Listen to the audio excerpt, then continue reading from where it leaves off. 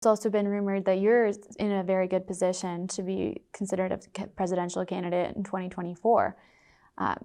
What would you say to people who say that? And what would you say to those who say, look, there's a lot of Republican candidates lining up for 2024. How do they all compare? You know, we have former President Donald Trump. We have Florida Governor Ron DeSantis. So big lineup here. Yeah. Well, I would say it's too soon to speculate about an election that is 3 years away, especially when we have such a big election next year. Most Republicans with whom I visit, whether it's in my state of Arkansas, in Iowa today, in South Dakota, or across the country, really are concerned about the direction of this country under Joe Biden and the Democrats. They're worried about radical tax and spend plans. They're worried about the crime wave we see, about a border that's totally open at a time when we're gutting law enforcement funding and funding for our military. So they want us to stop that, and they want us to focus on stopping that right now.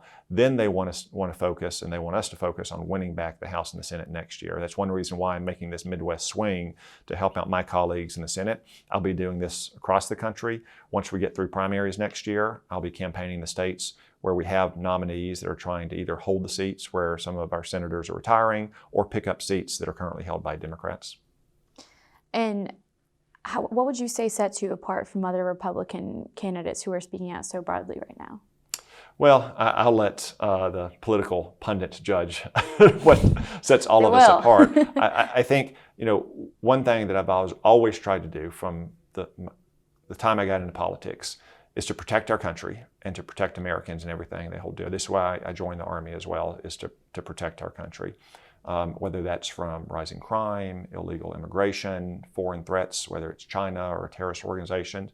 And now Americans need protection from the radical liberal agenda as well, that wants to take more of their money and boss them around using unelected bureaucracies in Washington, indoctrinate their kids against their wishes, oftentimes to hate their country.